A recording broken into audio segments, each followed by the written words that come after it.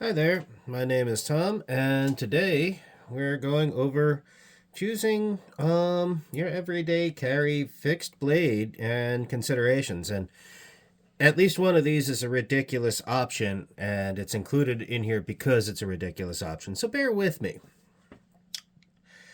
Um, Now this is because I did a video on sharpening and I did a video on picking out your kitchen knives.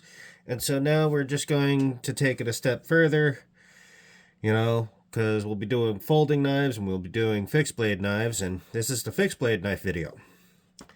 So we'll start with our ridiculous option. And this is, something that's been around a very, very long time. Costs close to $100, comes with a sheath that's a very utilitarian made design. It is both riveted and stitched. It has a drain hole in the bottom of the sheath. And yeah, this is definitely machine stitched. They did use a thicker thread for machine stitching, so I'm okay with that. One of the things I dislike about this is you can see they just drilled through or punched through and put the rivets right where the stitching line is. And I'm not a fan of that because now you have stitching that comes apart. So while this whole sheath will never come apart, lots of field use and stitching falling apart, suddenly things will start getting flappy here. It is longer than my forearm. That is a lot of knife to carry. The police are going to have questions if you're walking around with a Marine Corps fighting knife. It's got, see, the blade is about 7 inches long. It's a lot more blade than, most people actually need in a pocket knife. And obviously this one's not a pocket knife, it's a belt knife. But you understand what I mean when I say your everyday carry fixed blade. It doesn't have to be a pocket knife. But let's just say you don't want this, the Marine Corps K-bar, unless you're fronting for some reason. Now this is a budget fixed blade called a Morakniv Companion HD. Very popular knife, super affordable, Scandi grind. You've seen it on a couple of my sharpening videos, maybe. It has a 3/4 tang, meaning the tang doesn't go all the way to the back, which is a little bit of a design flaw or weakness, but it's for, I think these go for just over $20. That's, for $20 you get a super comfortable handle, though. You get a stout, thicker spine, and it's a pretty good, budget camping option. Still not something I personally would consider for everyday carry. Even though, there's knife restrictions in my state, I'm pretty sure this one falls within. Let me actually take a quick look. Blade length, about 4 inches. So, legal in my state with a 4-inch blade. That's actually kind of maxed out. So yeah, but because it has the large, comfortable grip, like for camping, this is good for shaving wood. It's decent for batoning your way through wood. That makes this knife, it makes this knife pretty bulky. So good for camping. I mean, I wouldn't want to take it if I was a survivalist, but good for camping. I'm probably not interested in carrying anything like this around in the suburbs. That being said, it's a pretty good project knife if you're looking to do leather work. You can make your own sheath, but like I said, it comes with a sheath. It's molded plastic. It has a drainage hole. So there you go. Not a bad option, but for me, not what I'd be carrying in a suburban or city environment. Now, here's some more reasonable options. Two budget and one middle of the road production. Now, these two are made by Cold Steel. It's a Chinese manufacturer. They make super cheap knives. They come with pocket sheaths that are Kydex.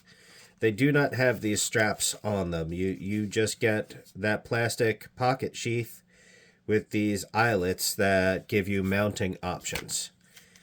They snap into the Kydex sheath, so they will not fall out of there. And this one, this is a sheath I made. I can't find the sheath for it currently.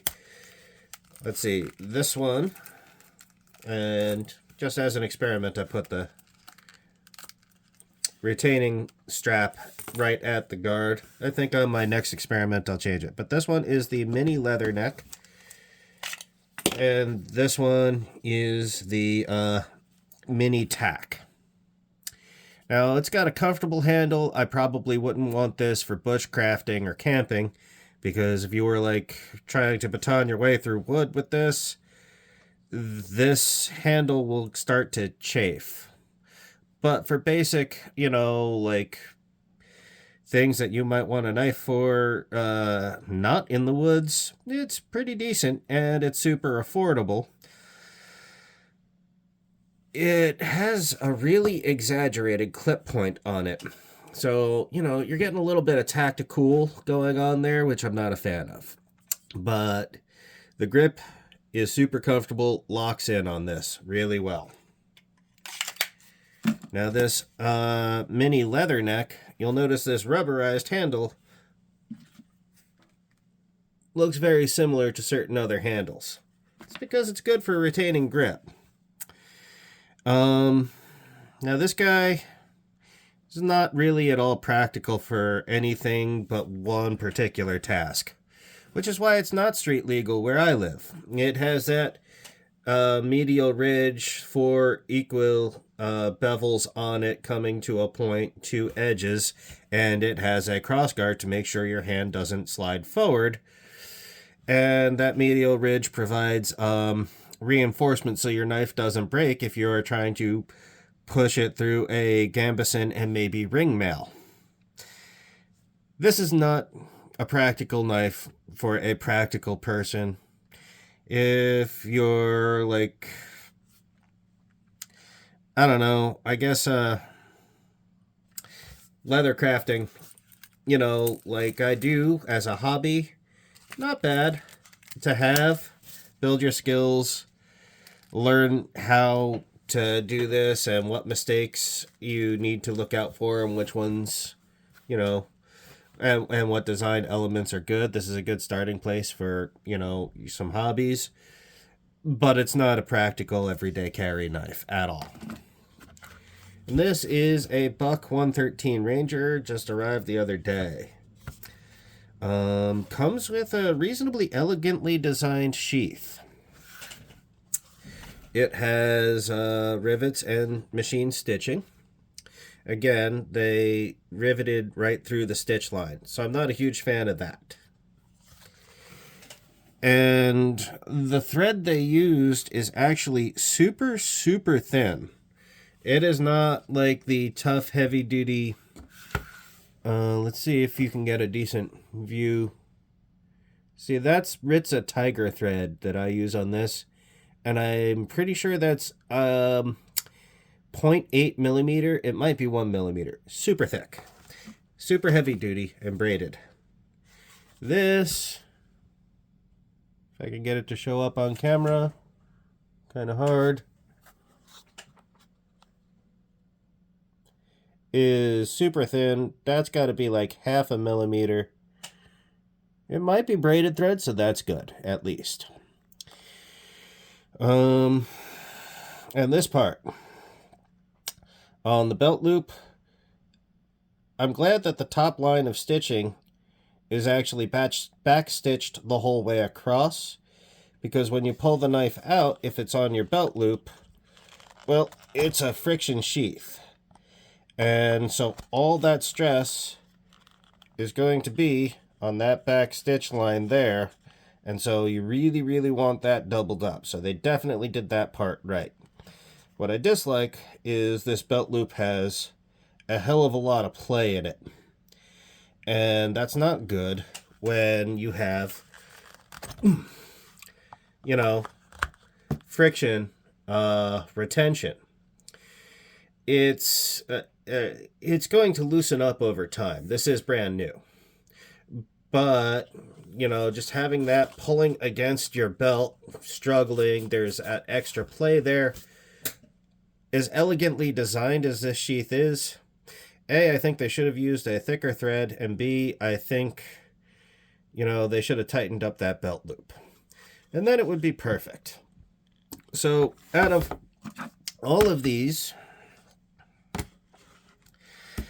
what do I think would be okay to be carrying day to day? Well, to be honest, I think this, which is $80+ between $80 and $90, the Buck 113 Ranger, probably my go-to for, you know, day-to-day carry if you wanted a fixed blade in the suburbs. But if you're okay carrying it on your belt, not a bad sheath, but needs improvement. Not at all practical if you want it in your pocket. You'd have to make your own sheath. The K-bar is right out. The mini leather neck is right out. And that leaves us between the mini tack and the Mora.